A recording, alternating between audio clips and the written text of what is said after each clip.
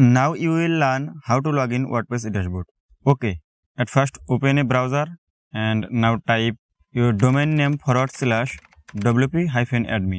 like in the screen and hit the enter button. Now you can see WordPress login interface. You have to put your username and password to log in WordPress dashboard. Okay, put your username and password.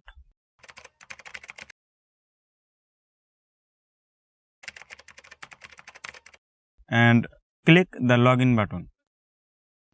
Congratulations and welcome to WordPress dashboard.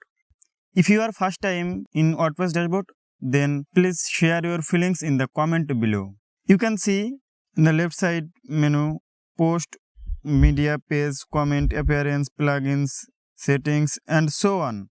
You can customize your WordPress website with use all of these options.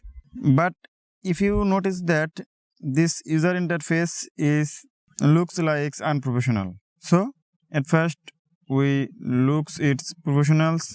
For this, click at the top of the skin options and disable all of these options like site health status, at a glance, activity, quick draft, WordPress event and news and welcome. Now you can see your user interface is clean and professionals.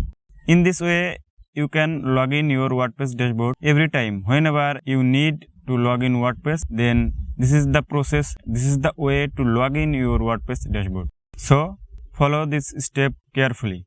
This is a part of WordPress full course for beginners.